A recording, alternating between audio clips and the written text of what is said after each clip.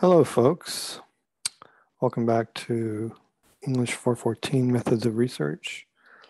So I'm going to be making a short video on the next assignment of Module 3, the research paper proposal. That's due, as you can see, October 18th. And in the Module 3 itself, there are two links. The first link here is to the paper proposal itself, which is fairly short and sweet. This is a kind of meant to be an easy A. I mean, if you hit all the marks and do what you're asked, it shouldn't be too tough at all. Speaking of which, there's an actual link to a student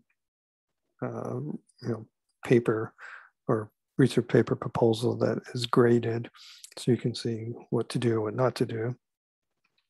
Speaking of which, just a slight difference on that student example, the major is not listed. So if I, were to click on this link here, it would take you to this student sample.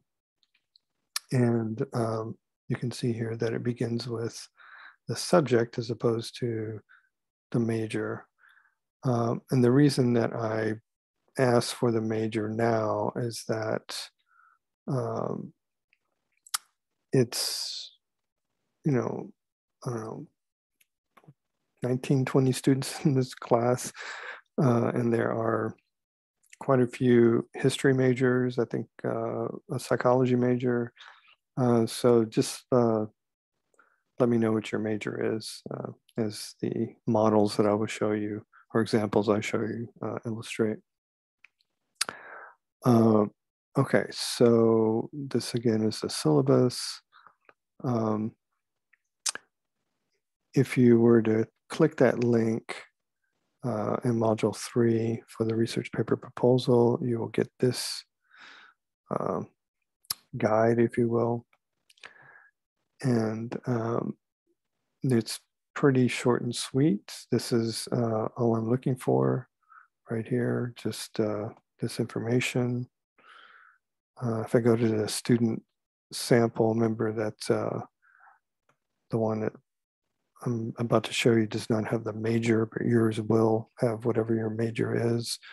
You can see if I zoom out that that's it, just this information here.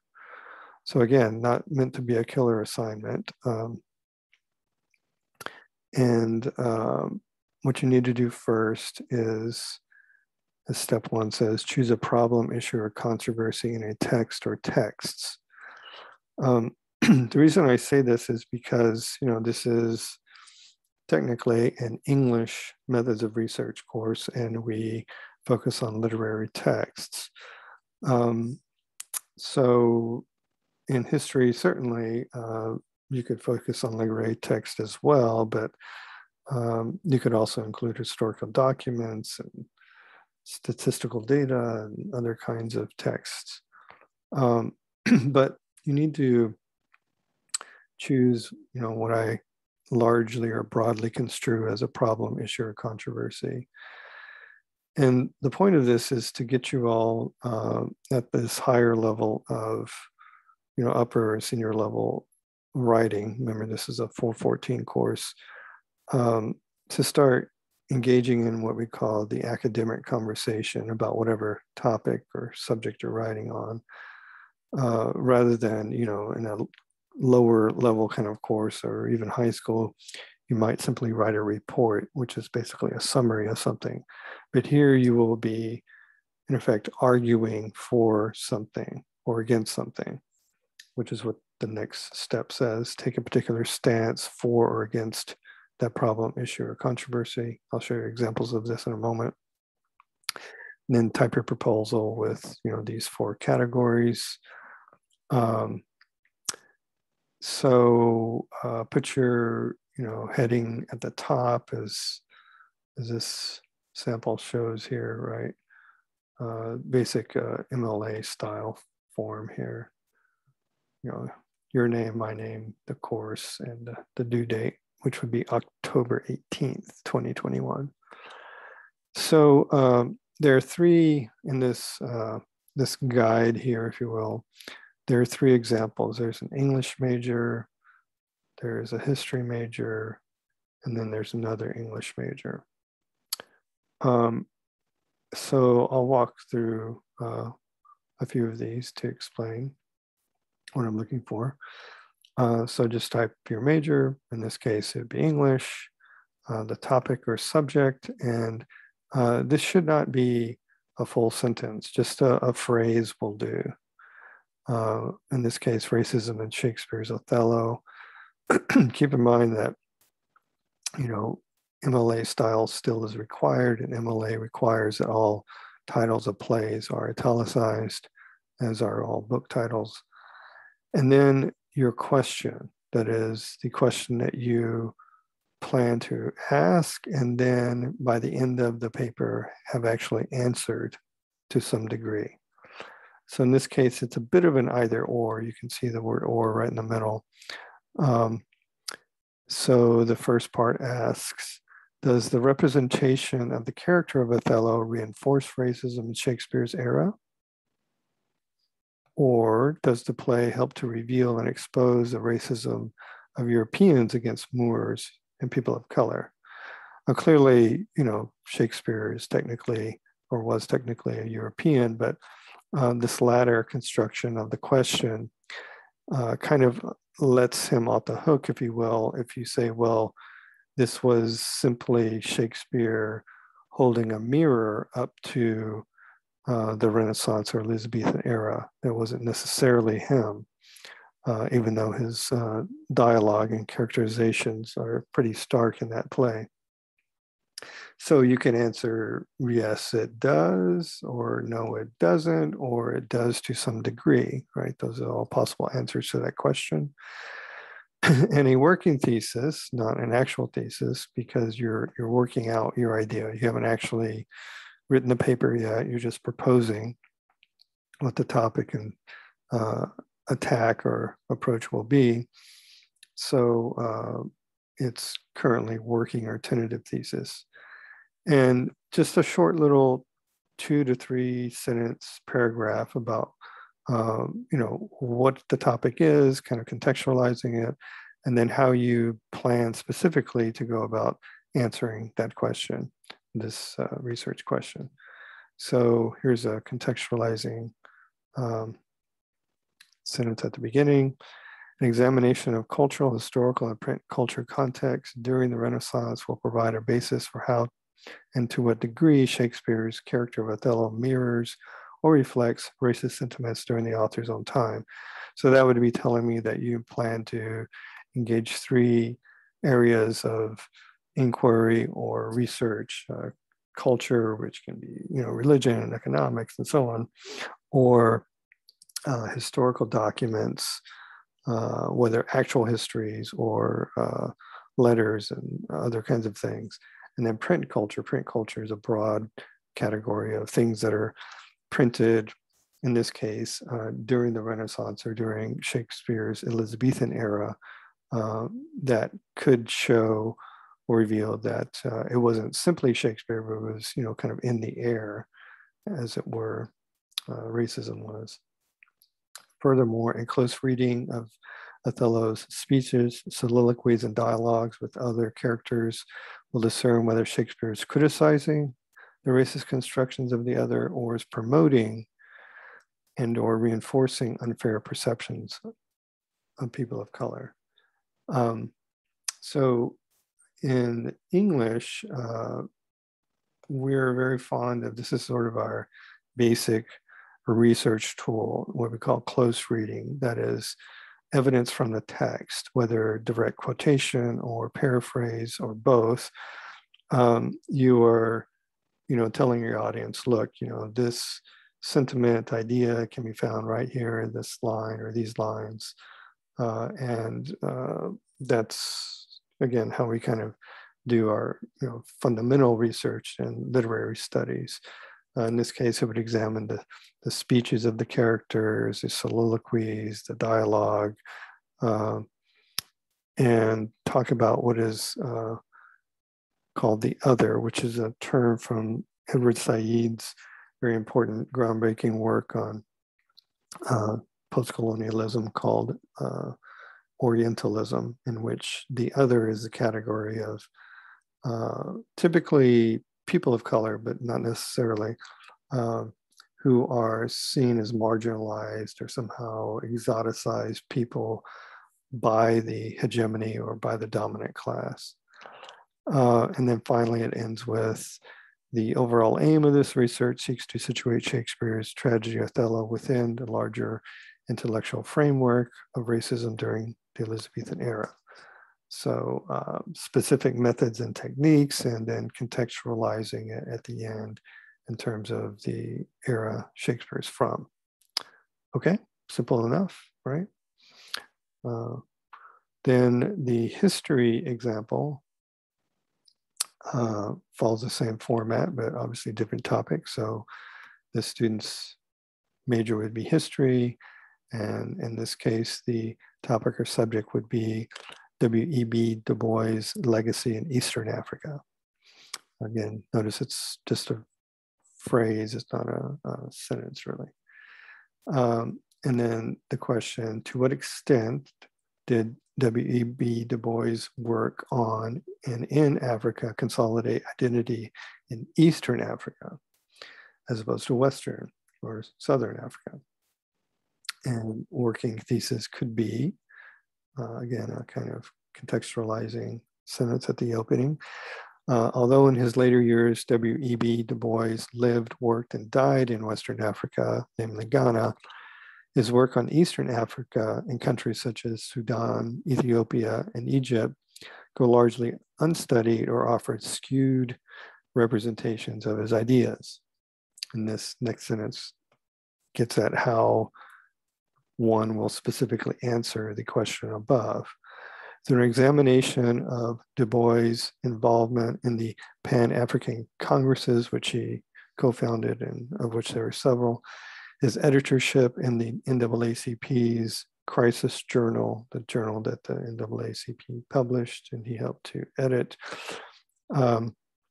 and his works such as Black Folk Then and Now, Dusk of Dawn, an essay called The Realities of Africa and European, the Realities in Africa, European Prophet of Negro Development, together with his correspondence, meaning his letters.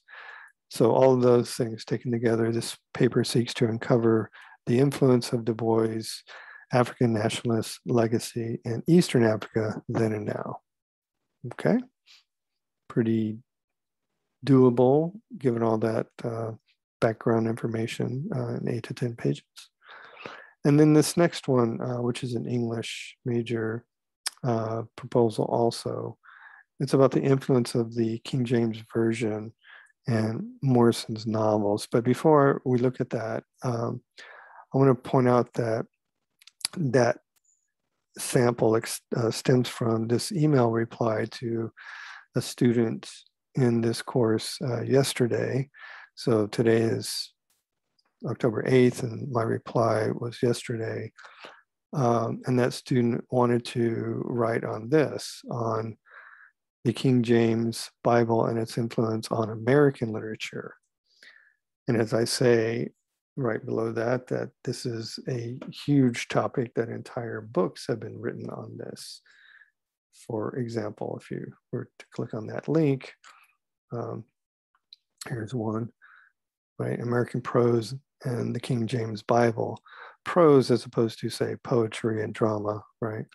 But this famous biblical scholar and hermeneutic researcher, if you don't know that term, by the way, you ought to, it's one you will encounter in a literary criticism course with me, but it's very, kind of broadly construed as the interpretation of text more often sacred text and often specifically biblical text, right?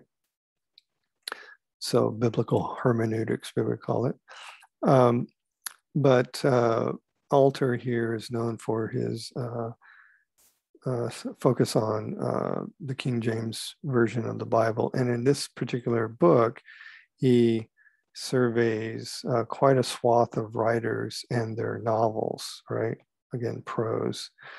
So as I mentioned to this student, entire books have been written about this. So what I recommended is that, to treat it in 8 to 10 pages or so of writing, keeping in mind that, let me go back to the research paper itself to clarify what I've already said before. Even though you may, let's take, for example, Dr. Wynn's course in African American literature, she requires something called a mini essay of about 5 pages. Even though that it's only 5 pages, the research paper you submit in this course needs to be a minimum of 8 pages. So if you submit to her 5 pages and you want to use that as the paper for this assignment, which you certainly can do, you will need to add about 3 pages, right? That's what I say right here. In other words, if you plan to use a research paper from another course, right, you will need to generate more pages to meet the minimum 8-page length. So keep that in mind when you're putting together these assignments. And speaking of which, I should go back and in general point out, using this condensed module table, that several of these assignments are intertwined and all related to really the research paper. So there's the research paper itself, which is a separate module and submission. There's the scholarly resource review. In that assignment you've already done or that's already come to pass, you're supposed to be using an electronic database like JSTOR or Project Muse, or even an electronic edition, some electronic resource that you were then going to eventually be finding sources for, information for, that you could then use in your research paper. The research paper proposal, which we're talking about here, is directly what your research paper module 6 will be about. And then your annotated bibliography, module 4, is really a set of sources. The word bibliography is a kind of umbrella term for what, say, in MLA style, we call a works cited page, and APA style is called a references page, but the broader term is bibliography. But an annotated bibliography, as we'll talk about later, is simply a shortened summary of each source that you're planning to use in your research paper. So again, module 1, module 3, module 4, and of course, module 6 are all really in tandem with the same assignment. So going back to my reply to that student, because I've just been talking about the 8 or 10 pages, I told that student that, the research question needs to be constructed or formed as an argument. Speaking of argument, the way that a research question, which is an integral ingredient of the research paper proposal, is formed is in an arguable should or should not, are or are not, or does not construction, which then allows you to argue for or against the answer to the question based on the evidence you bring to your paper. The evidence, again, being the close reading, the historical analysis, context, and so on. So I'll give an example. For example, let's say, hypothetically, that you want to examine the African-American novelist Toni Morrison, or, could be Alice Walker or Langston Hughes, or, whatever author. You could then pose a research question of something like this. Are Toni Morrison's novels influenced by the use of the KJV, the King James Version of the Bible, to which your research paper would then provide evidence of yes, no, or to some degree. The degree to which you clarify specifically. You don't just say it's to some degree. You have to actually tell us, to what degree and give evidence of that. Alternatively, you could pose the research question as not are Morrison's novels, but should we view Toni Morrison's novels as being inflected by or influenced by the KJV of the Bible? Or do Toni Morrison's novels reveal an influence of the KJV of the Bible? So any one of those questions would work or do fine. And then once you establish your research question, then we move on to your working thesis. Working because, as I mentioned before, you haven't written the paper yet. So you're still working out on how you plan to answer the research question. In the working thesis, you will explain briefly, 2 to 3 sentences, how you intend or plan to answer the research question. For example, through a close reading of the characters, dialogue in the novels, Morrison's own letters and diary, as well as her biographical information, I intend to discern and delineate, that is to make clear and to demarcate in this novel and that novel, where and how influences of scripture from the King James Version of the Bible can be detected in her fiction. Okay, pretty clear, straightforward, that works. So that's what appears as this last proposal, the influence of the King James Version of the Bible and Toni Morrison's novel. Speaking of the King James Version, as opposed to other versions, some of you may not be aware that there's this nifty website, free website you can go to called the Bible Gateway.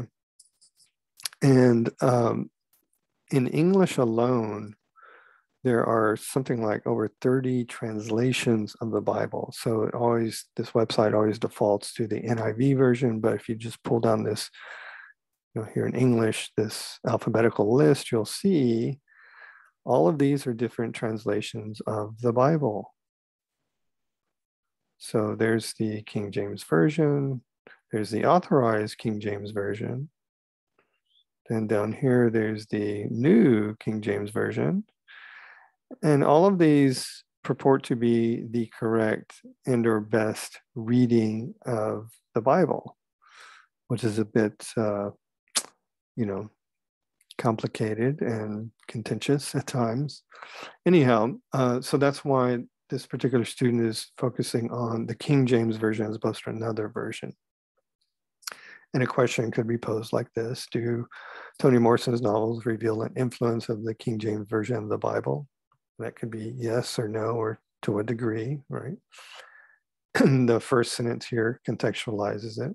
Many scholars have examined the degree to which some of Toni Morrison's novels reveal Judeo-Christian theology. That is, broadly speaking, you can find Judeo meaning the Old Testament and Christian meaning the New Testament, and then taken together the Old and New Testament, which Protestants typically call the Bible, whereas Jews just call the Old Testament the Bible. So, you can detect Christian ideas, biblical ideas in her writing, but going on, little scholarship appears to exist on the extent to which the King James Version of the Bible influences her fiction. Therefore, right, we need a plan of action. Therefore, through a close reading of narration and characters, dialogues, and novels such as Sula, Song of Solomon, and Beloved, so mentioning specific texts, Morrison's own letters and diary, as well as her biographical information, that is what biographers have said about her writing or novels, I intend to discern and delineate where and how influences of scripture from the King James Version of the Bible can be detected in her fiction. All right, pretty clear, pretty straightforward, and that's all you need to do.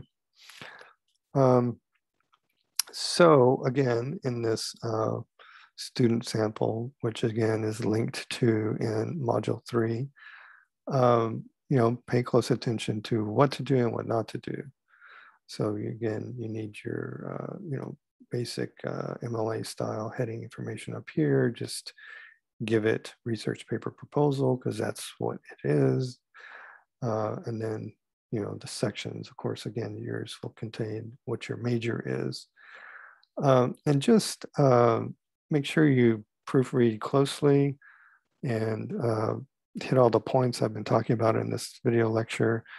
Notice that there's a sentence fragment here that if spell check had been run, then words, spelling, and grammar check would have easily flagged this as a sentence that cannot stand by itself. It simply needed to be appended to the previous sentence with a comma, that is self-hatred, comma, lowercase h, hence, comma, the movement of women's empowerment. And it wouldn't have been a sentence fragment. And then I also mentioned here that there are no specific text mentioned or any particular plan of how to go about answering the research question, right? So make sure that you follow these examples that I've given you here in this research paper proposal guide. All right, folks, well, that's really about it. Again, it's not meant to be a killer assignment, but that's due October 18th. So hope you all remain well, and we'll talk later. Bye.